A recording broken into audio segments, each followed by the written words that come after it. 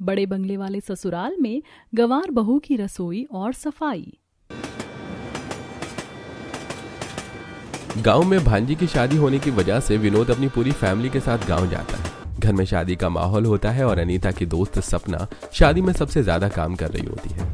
वो कभी अंदर पानी की बाल्टियां लेकर आती तो कभी बाहर हलवाइयों को आटा चीनी लेकर देने जाती। उसके बाद अनीता जो अपने हाथों में मेहंदी लगवा रही थी उसको खाना खिलाने बैठती है। वहीं सोफे पर बगल में शांति और आशा भी बैठे होते हैं। तभी लक्ष्मी आती है।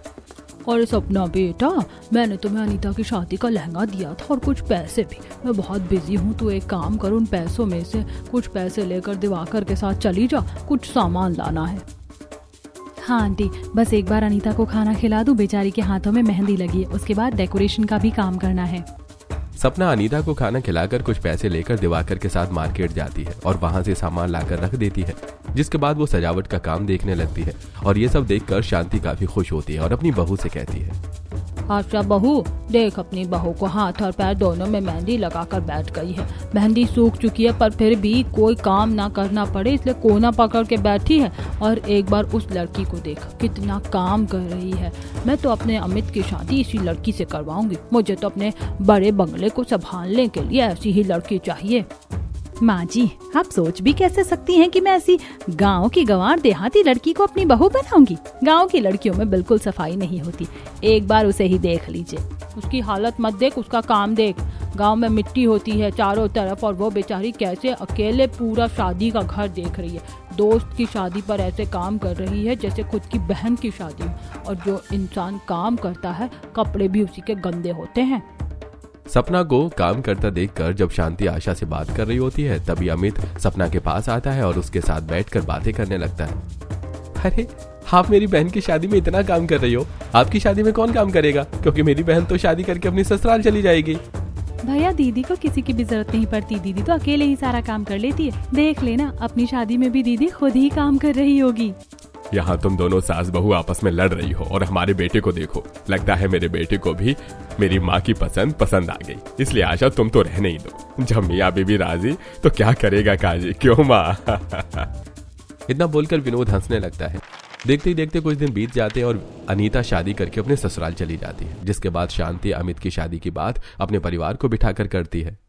माँ, ये तो बहुत अच्छी बात है। वैसे भी सपना बहुत अच्छी लड़की, बचपन से अनीता की दोस्त है, बचपन से देखा मैंने उसे। क्या वो गांव की गंवार लड़की मेरी देवरानी बनेगी? माँ जी, आप ही कुछ बोलिए ना।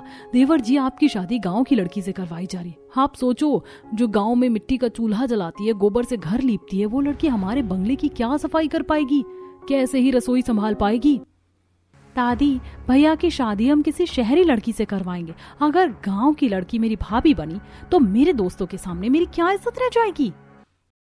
एक बहू शहरी लेकर आए हैं हम, और देखा है हमने क्या घर संभाला है इसने। ये तो खुद को संभाल ले, वही बड़ी बात है। और मेरी बात तो छोड़ो, मुझे तो अमित से मतलब है। अमित, अगर तू कहेगा कि तुझे ये रिश्ता मंजूर है तो ही मैं शादी की बात करने के लिए जाऊंगी। वैसे दादी, आपकी पसंद कोई खराब नहीं है, मुझे भी लड़की काफी पसंद आई, उसे बात करके भी अच्छा लगता है। सुन लिया तुम तीनों ने? क्योंकि अमित इस रिश्ते के लिए हाँ कर देता है, इसलिए शहर जाने से पहले शांति अपने पूरे परिवार के साथ सपना के घर रिश्ता लेकर आती है और कुछ शगुन का सामान देती है। बहन, आपकी बेटी अब हमारे घर की बहू है और हम अपनी अमानत आपके पास छोड़कर जा रहे हैं। अरे अम्मा, आप अपने पोते का रिश्ता मेरी बेटी के लिए लेकर आई, हमारे लिए सौभाग्य की बात है। कहाँ मेरी बेटी इस कच्चे मकान में रहती है और कहाँ वो शादी के बाद उस बड़े से महल जैसे बंगले में जाएगी। इस तरह शांति सपना से अमित का रिश्ता करके अपने पूरे परिवार के साथ शहर जाती है और उनके जाते ही सपना अपने रिश्ते के बारे में अपनी कुछ दोस्तों को नदी किनारे बैठकर बताती है। रूपा, कोमल, जानती है मेरा रिश्ता कहाँ तय हुआ है? अनीता के ममेरे भाई से। अनीता बता रही थी ना, उसका एक ममेरा भाई शहर में रहता है। उनका खुद का बहुत बड़ा बंगला है। तू खुद सोच अनीता, इतनी अमीर है और उसका भाई तो शहर में रहता है, उसका तो खुद का बंगला है। वो बंगला कितना बड़ा होगा? खुली आंखों से सपने देखना बंद कर दे। मैंने सुना है शहरी लोग अच्छे नहीं होते। तू उसे डराना बंद कर सपना, मैं तो तेरे लिए बहुत खुश हूँ। तेरा तो सपना पूरा हो गया। याद है जब हम छोटे थे तो कैसे तू बड़े बंगले की बहू बनने का सपना देखती थी और सरपंच के घर को देखकर कहती थी कि तुझे उसके बंगले की बहू बनना है। लगता है भगवान ने तेरी सुन ली। कोमल और रूपा की बात सुनकर सपना को काफी अच्छा लगता है और वो मुस्कुराते हुए घर आती है। सपना इतनी ज्यादा एक्साइटमेंट में रहती है कि उससे कोई काम ही नहीं हो पाता और रात को बिस्तर पर लेटे बंगले के बारे में सोचती है। मेरे ससुराल का बंगला कैसा होगा, बहुत बड़ा होगा, बाहर से सफेद कलर का होगा। यही सब सोचते हुए सपना सो जाती है और सपना एक सपना देखती है बंगले के बाहर खड़े हुए। हमारा बंगला बहुत बड़ा नहीं है, पर हाँ जितना भी बड़ा है अब यही तुम्हारा ससुराल है। मालकिन, आपका सारा सामान कहाँ रखा है, हमें बता दीजिए, हमें गाड़ी से उतार कर अंदर ले जाना है। बाहर से सपना अपना बंगला देखते हुए अंदर जाती है। अब आशा अपनी बहू का गृह प्रवेश करवाती है और सपना अपने कमरे में जाती है जो काफी अच्छा सजा होता है। हमारा रूम कितना अच्छा डेकोरेट किया हुआ है। मैंने सोचा भी नहीं था कि मैं इतने बड़े बंगले की बहू बन जाऊंगी। नहीं सोचा था, इसलिए तो ये सब हकीकत हो गया। बात करते हुए सपना बेड पर बैठती है और उसे अपनी मखमली बिस्तर काफी पसंद आता है। अब वो अपनी माँ को नींद में बिस्तर समझकर सहलाने लगती है। ये बिस्तर कितना मखमली है, मैं पहली बार ऐसे बिस्तर पर बैठ रही हूँ। तो कौन सा सपना देख रही है जो मुझे बार बार सहला रही है और मेरा शरीर कब से मखमली लगने लगा? अरे मैं तो भी अपने मायके में ही हूँ, मेरी शादी को भी 2 महीने हैं। माफ करना माँ, वो मैं शायद सपना देख रही थी। इतना बोलकर सपना शर्मा कर सो जाती है। देखते ही देखते कुछ दिन बीत जाते हैं और घर में शादी की तैयारी जोरों शोरों से चलने लगती है। काजल कार्ड पैक करते हुए कहती है, माँ दादी को समझाओ ना, अभी सिर्फ शादी के कार्ड छपे हैं, बटे नहीं है, ये रिश्ता तोड़ देते हैं ना। पता नहीं वो गांव की गंदी सी गंवार लड़की में दादी जी को क्या नजर आ गया। किसी के ऐसे बुराई करने से अच्छा है कि थोड़ा काम पर ध्यान दे लो। सभी नौकर अपनी मर्जी से घर सजा रहे हैं। और रही दादी की पसंद की बात, अगर दादी ने उस लड़की को पसंद किया है तो जरूर उसमें कुछ खास बात होगी। मुझे तो खुद पर तरस आता है, पता नहीं मैं माँ की बातों में क्यों आ गया। रवि अपनी बीवी को सुनाकर वहां से चला जाता है। इसी तरह कुछ दिन बीत जाते हैं और पूरा परिवार एक दिन शादी की शॉपिंग करने जा ही रहा था कि बंगले के बाहर ही उनकी एक पड़ोसन उनसे कहती है, आशा बहन, इतना बड़ा बंगला बनाया है, घर में 4 से 5 नौकर भी रखे हैं, घर के बाहर गार्डन भी है, फव्वारा भी लगा रखा, फिर भी अपने बड़े से बंगले के लिए गांव की लड़की को पसंद कर लिया। अब तुम अपने बंगले में गांव की लड़की को लेकर आओगी? जानती भी हो ना गांव की लड़कियां कितनी अनहाइजीनिक होती हैं। शोभा, मेरी बहू से नहीं मुझसे बात करो, वह लड़की मेरी पसंद की है। और रही हाइजीन की बात, तो जब मेरी गांव की पोता बहू आएगी ना, तब तुम देखना कैसे हमारा बंगला शीशे की तरह चमकेगा। शांति की बात सुनकर शोभा चुप हो जाती है, जिसके बाद वो लोग शॉपिंग करने के लिए मॉल जाते हैं और अमित वीडियो कॉल करके सपना को उसकी शादी का लहंगा दिखाता है। ये लहंगा तो बहुत सुंदर है, काफी महंगा होगा ना? महंगा है पर तुमसे ज्यादा नहीं। आखिर तुम हमारे बंगले की छोटी बहू रानी बनने वाली हो, तो तुम्हारे लिए इतना महंगा तो लहंगा बनता है ना। अमित को सपना से वीडियो कॉल पर बात करता देख आशा, काजल और करिश्मा को काफी गुस्सा आता है। देख रही है माँ जी, कैसे देवर जी अपनी होने वाली बीवी से हर वक्त वीडियो कॉल पर लगे रहते। पता नहीं इस गांव की देहातिन ने कौन सा जादू कर दिया है। माँ जी और हमारे घर के मर्दों पर हर कोई उसके आने का बेसब्री से इंतजार कर रहा है। अब न चाहते हुए भी आशा गुस्से में शादी की शॉपिंग करके घर आती है। देखते ही देखते कुछ दिन बीत जाते हैं और बहुत जल्द सपना शादी करके अपने ससुराल आती है। और जैसे ही गाड़ी से उतरती है, वो बाहर से अपना सजा हुआ आलीशान बंगला देखकर हैरान हो जाती है और अपने पति के साथ जब अंदर जाने लगती है तो मन ही मन खुद से कहती है, ये बंगला तो मेरे सपने के बंगले से भी ज्यादा बड़ा और सुंदर है। मेरा तो सच में सपना ही पूरा हो गया। मैं इस बंगले का और अपने परिवार का बहुत अच्छे से ख्याल रखूंगी।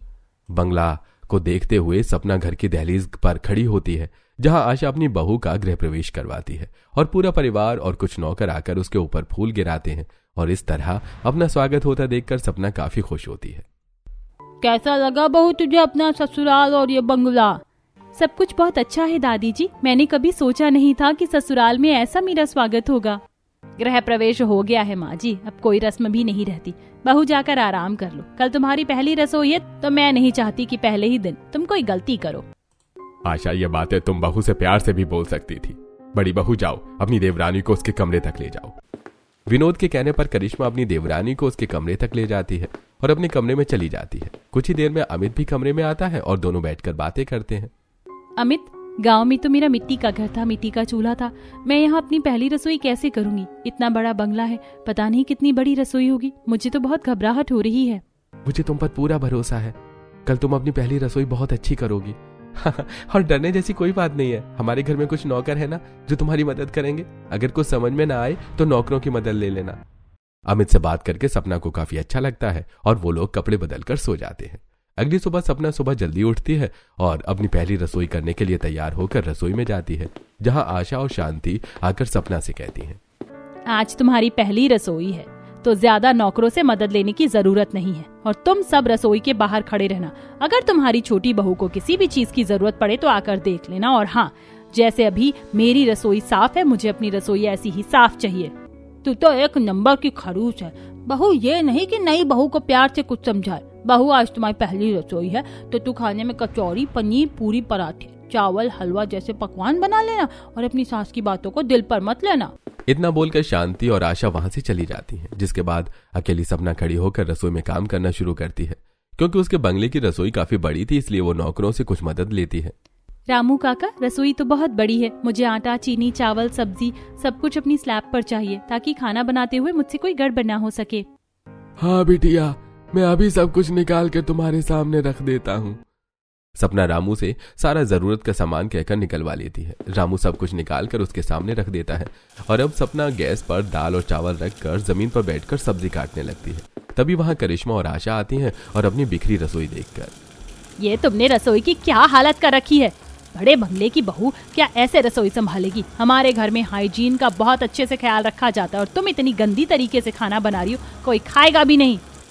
माँ जी, बहुत बड़ी रसोई है, मुझे नहीं पता कि कौन सी चीज़ कहाँ रखी है और मुझे आदत है अपने सामने सारा सामान रखकर खाना बनाने की, बस इसीलिए मैंने सारा सामान बाहर निकलवा रखा है। आप चिंता मत कीजिए, मैं साफ सफाई के साथ खाना बनाऊंगी और खाना बनाने के बाद रसोई को चकाचक चमका भी दूंगी और सारा सामान भी अपनी जगह पर रख दूंगी। माँ जी, मुझे तो लगा था कि सिर्फ इसमें साफ सफाई नहीं है, पर इसकी भाषा भी देखो जरा, कैसे बात कर रही है। करिश्मा की बात सुनकर आशा गुस्से में अपने पति के पास जाती है, जो कि हॉल में बैठा टीवी देख रहा था। एक बार रसोई में जाकर देखो, तुम्हारी लाडली गांव की उस गंवार बहू ने कैसी रसोई की हालत कर दी है। पूरा रसोई फैला रखा है उसने और बर्तन भी साफ नहीं किए, सारी चीज नीचे जमीन पर और स्लैब पर रखी है। ऐसे कोई खाना बनाया जाता है? मैं कहती थी आपसे कि गांव की लड़कियों में बिल्कुल भी साफ सफाई नहीं होती, हाइजीन नाम की चीज नहीं है उसमें। अगर हम उसके हाथ का इसी तरह खाने लगे ना तो पक्का बीमार पड़ेंगे। मुझे तो डर है कि कहीं वो मेरे घर को मिट्टी से लीपना भी ना शुरू कर दे। आशा, तुम बहुत ज्यादा सोच रही हो। किसी किसी की आदत होती है काम फैलाकर समेटने की। भूल गई, कभी कभी मैं भी जब रसोई में खाना बनाने जाता हूँ तो कैसे खाना बनाता हूँ, और वो तो तुम्हारी बहू है, वो साफ कर देगी। चिंता मत करो, काम होने के बाद रसोई देखना, अगर तब तुम्हें कोई शिकायत मिले फिर तुम कुछ कहना। विनोद के कहने पर आशा अपना गुस्सा घोंट कर पी जाती है। तो वहीं सब्जी चावल बनाने के बाद अकेली सपना सबके लिए आलू बॉईल करके आटे की छोटी छोटी लोई बनाती है और उन्हें बेलकर आलू का पराठा बना देती है। और सारा खाना बनने के बाद घर के नौकर डाइनिंग टेबल पर खाना सजा देते हैं। कुछ देर बाद जब पूरा परिवार सपना के हाथों का खाना खाते हैं तो वो लोग सपना की काफी तारीफ करते हैं। मैं तो कहता हूँ आप भी एक बार खाना खाकर देखो, अपनी छोटी बहू के हाथों का, खानों में बहुत स्वाद है। स्वाद है? एक बार रसोई की जाकर हालत देखो, देवरानी जी ने क्या किया है। हमारे बंगले की रसोई को अपना तबेला समझ लिया है। तुम तो रहने दो, तुम्हें खुद को कुछ आता नहीं है, इसीलिए बहू के कामों में कमियां निकालती हो। माँ जी, करिश्मा बिल्कुल सच कह रही, अगर आप सबको विश्वास नहीं तो चलकर देख लीजिए। आशा के कहने पर सभी घर वाले खाना खाकर रसोई में देखने के लिए जाते हैं, पर रसोई पहले से भी ज्यादा साफ होती है। जिसके बाद आशा नौकर को रसोई में बुलाकर कहती है, ये रसोई तुम लोगों ने साफ की है ना, ताकि बहू को डांटना पड़े, क्योंकि ये गांव की गवार इतने अच्छे से रसोई साफ नहीं कर सकती। नहीं मालकिन, खाना बनने के बाद ही छोटी मालकिन ने अकेले पूरी रसोई अच्छे से साफ करी है। माँ, माना कि मेरी बीवी गांव से है, पर इसका मतलब ये नहीं कि आप उसके पीछे ही पड़ जाओ साफ सफाई को लेकर। अमित नाराज अपनी बीवी का हाथ पकड़कर वहां से चला जाता है। इसी तरह कुछ दिन बीत जाते हैं और सपना अपनी सास जेठानी और नंद को खुश करने के लिए रसोई की जिम्मेदारी अपने कंधे पर ले लेती है। मालकिन, शाम का खाना बनाने का काम हमारा है, अब आप रात का भी खाना बनाने लगी। हाँ, क्योंकि मुझे खाना बनाना बहुत पसंद है। अब तुम मुझे बताओ कि माँ जी को, जेठानी जी को और मेरी प्यारी ननद को खाने में क्या पसंद है। काजल बिटिया को नूडल, पास्ता, मोमोज पसंद है और करिश्मा मालकिन को तो बस खाने से मतलब है और बड़ी मालकिन को घर का सिंपल खाना पसंद है। विमला से पूछकर अब सपना अपनी सास के लिए सादे पराठे, लस्सी, छोले भटूरे, अपनी नंद के लिए मोमोज और जेठानी के लिए लच्छा पराठा, मलाई चाप जैसे पकवान बनाती है। बहू, खाना बन गया क्या? अरे तूने रसोई की कैसी हालत कर रखी है। देख लिया दादी जी, रसोई की हालत माँ जी सही कह रही थी, बिल्कुल भी सफाई नहीं है इसमें। दादी आप चिंता मत कीजिए, काम होते ही मैं सारी रसोई अच्छे से साफ कर दूंगी। दरअसल जब तक मैं सारी चीज अपने सामने रख कर काम ना कर लूं, मुझसे सही से काम ही नहीं होता। ठीक है भाई, तू कह रही है तो मान लेती हूँ, पर अच्छे से साफ कर ही देना। रसोई की बुरी हालत देखकर शांति भी थोड़ी परेशान हो जाती है। कुछ देर बाद जब सपना सभी को खाना परोस रही होती है तो उसे थोड़ी सी सब्जी टेबल पर गिर जाती है, पर वो उसे साफ न करके फिर से सबको खाना दे रही होती है और ये देखकर आशा को बहुत गुस्सा आता है। बहू, तुम गांव की गवार हो, हम नहीं। तुम्हारे गांव के लोग गंदी जगह बैठकर खाते हैं, हम लोग नहीं। पहले टेबल साफ करो, जो खाना गिरा है उसके बाद किसी को खाना परोसना। आशा, बहू भी इंसान है, छोटी छोटी बात पर इतना भड़कती क्यों हो उस पर? मेरी वजह से आप दोनों लड़िए मत। माँ जी, मैं अभी टेबल साफ कर देती हूँ। देख रही हो काजल, इस गांव की गवार में तो जरा भी सफाई नहीं है। करिश्मा और काजल की बातें सुनकर सपना को काफी बुरा लगता है, तो वहीं आशा भी काफी परेशान होती है और कमरे में सोने के लिए जाती है, जहां सोने से पहले वो अपने पति से कहती है, उस गांव की गवार को सर पर चढ़ाने की इतनी जरूरत नहीं है। देख लेना, एक दिन वो हमारे इस बड़े आलीशान से बंगले को अपने गांव के कच्चे मकान की तरह बनाकर रख देगी। मैंने अपनी आंखों से देखा, बिल्कुल साफ सफाई नहीं करती। मेरी रसोई को भी उसने बुरी हालत कर रखी है। अब तो मैंने रसोई में जाना भी छोड़ दिया। अगर आपको यकीन ना हो ना, तो कभी अपनी आंखों से देखना अपनी बहू के कारनामे। आशा, तुमने अपने दिमाग में पहले से ही बिठा रखा है कि गांव के लोग अच्छे नहीं होते, पर ऐसा बिल्कुल नहीं है। तुम बहू को समझने की कोशिश करो और अब सो जाओ और मुझे भी सोने दो। इतना बोलकर विनोद आराम से सो जाता है। अब आशा भी करवटें बदलकर सो जाती है। देखते ही देखते सुबह हो जाती है और जब सुबह आशा की आंख खुलती है और वो बंगले से बाहर आती है तो देखती है कि उसकी बहू 2 गाय लेकर आई है और बंगले के बाहर पार्किंग एरिया में उसने दोनों गायों को खंबे से बांध दिया है। पागल लड़की, ये क्या कर रही है? ये पार्किंग एरिया, यहाँ गाड़ी खड़ी होती है ना कि गाय। माँ जी, इन गाड़ी से ज्यादा काम की हैं ये गाय। देखना, ये आपको भर भर कर दूध देंगी, फिर दूध से बनेगा दही, पनीर, मक्खन, लस्सी और भी पता नहीं क्या क्या चीज, और आपके इस तरह बचेंगे पैसे। इतना बोलकर सपना हाथ जोड़ते हुए घर में जाती है और एक बाल्टी में कुछ मिट्टी और पानी मिलाकर कपड़े से घर के फर्श को लीपने लगती है। ये देखकर सभी घरवाले हैरान हो जाते हैं। दादी, देख रही हो भाभी क्या कर रही हैं? उन्होंने हमारे बंगले को मिट्टी से लीपना शुरू कर दिया। गंवार कहीं की, ये तुम्हारा गांव नहीं, हमारा शहर है, और ये तुम्हारा कच्चा मकान नहीं, हमारा बंगला है। काजल, तुम कितना बोलती हो? अभी देखो, जब मैं मिट्टी और गोबर से पूरे फर्श की लिपाई कर दूंगी तो घर में कितनी अच्छी खुशबू होगी। अरे घर में खुशबू नहीं बल्कि मिट्टी और गोबर की बदबू घूमेगी। दादी, ये सब क्या है? बहू, ये सब क्या है? मैंने तो उम्मीद भी नहीं करी थी कि तू इतनी गंवार हो सकती है। पूरा परिवार सपना को गंवार वाली हरकत करने से मना करता है, पर वो किसी की नहीं सुनती और पूरे घर की लिपाई करके बंगले के गार्डन में जाती है और घास की कटाई करने लगती है। इस बीच विनोद नौकरों की मदद से पूरे घर की सफाई करवाता है। अरे अच्छे से साफ करो, पूरा फर्श धो दो। मालिक, हम कर रहे हैं, पर थोड़ा समय तो लगेगा ही। दादी, गलती करी मैंने आपकी बात मानकर। मुझे इस गवार से शादी करनी ही नहीं चाहिए थी। मैं अभी जा रहा हूँ इसे घर से निकालने। इतना बोलकर अमित बाहर जाता है, जहां वो देखता है कि सपना ने पार्क की सभी घासों को काट दिया है और अमित के रोकने पर भी वो नहीं रुकती और गाय को चारा देने लगती है और बड़े से टोकरी में उनका गोबर उठाती है। आज तुम्हारे हाथ कुछ ज्यादा ही जल्दी नहीं चल रहे हैं? खैर सपना, तुम्हारे अंदर से गोबर की बदबू आ रही है। अब ये गोबर फेंको और मेरे साथ चलो। मैं आज ही तुम्हें तुम्हारे मायके छोड़ कर आऊंगा।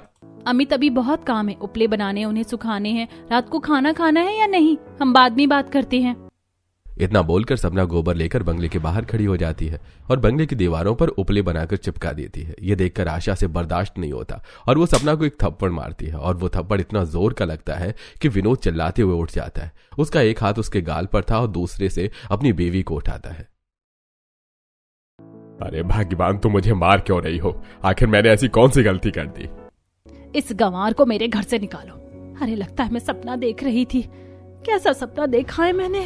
कहीं मेरा सपना सच ना हो जाए।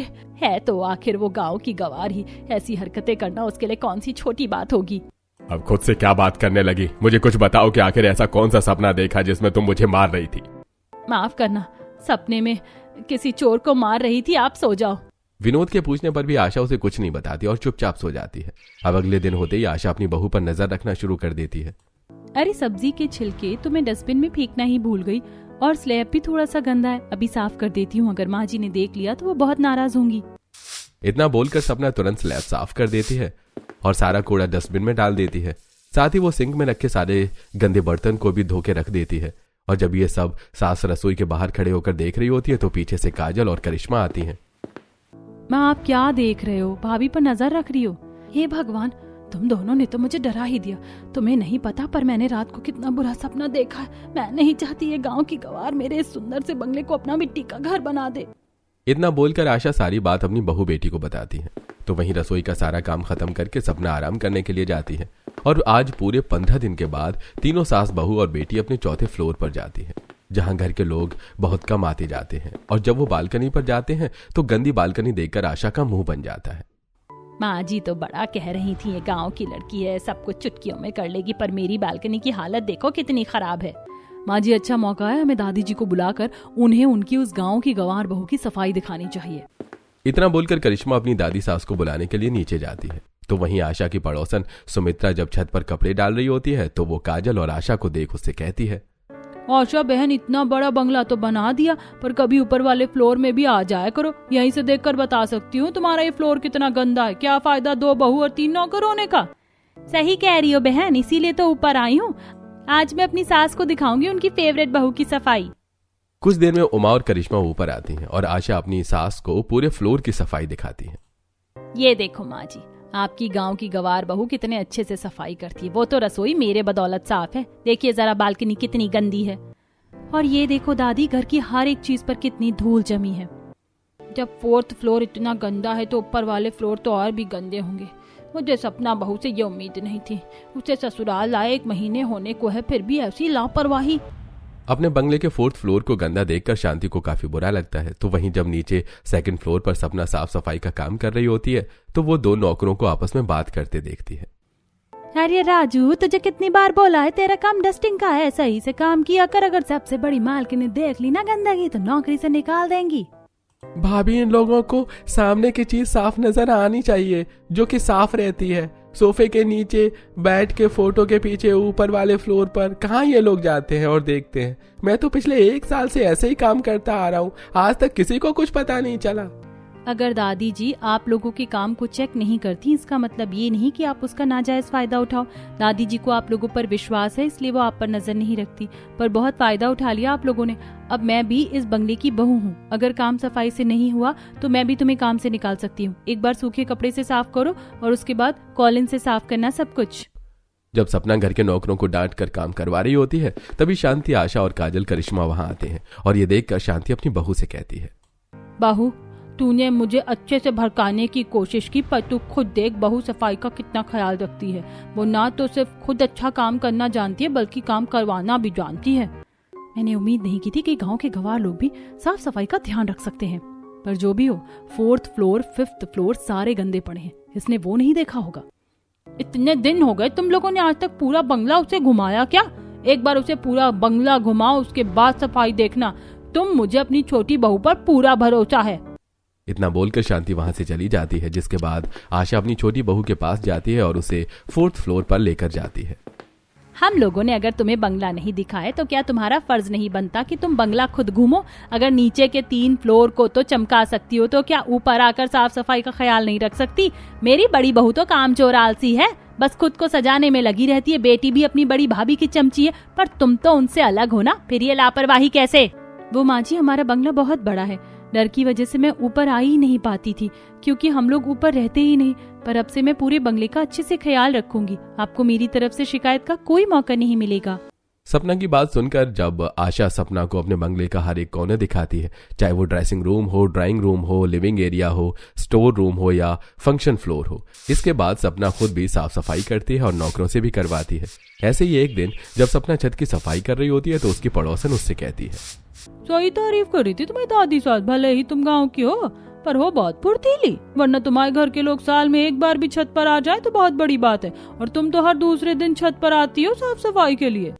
आंटी जी, मैं इस बंगले की बहू हूँ तो मेरा भी तो कुछ फर्ज बनता है ना। सपना के आने से अब बंगले के नौकर भी हर वक्त काम पर लगे रहते और घर का कोना कोना चमकाते हैं, और अब बंगला साफ रहने की वजह से करिश्मा और काजल भी सपना के साथ अच्छे से बर्ताव करने लगती है, लिविंग हॉल में बैठे हुए। भाभी, आपने तो हमारी सोच ही बदल दी, आप तो हमसे भी ज्यादा हाइजीनिक है। अब तो मैं अपने दोस्तों को भी घर बुला सकती हूँ आपसे मिलवाने।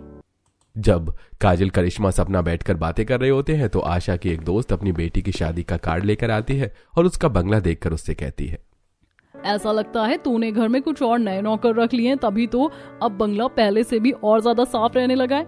नहीं यार, नौकर तो उतने ही हैं, बस इस बार मैं बहू अच्छी लेकर आई हूँ। बहू, आखिर तूने ये साबित कर दिया कि मैं गलत थी। अब सब बंगले की तारीफ करके जाते हैं तो आशा की और बाकी लोगों की भी सपना को लेकर सोच बदल जाती है। इसके बाद आशा भी अपनी बहू की तारीफ करना शुरू कर देती है और ये देखकर शांति, अमित, रवि, विनोद और सपना को बहुत अच्छा लगता है।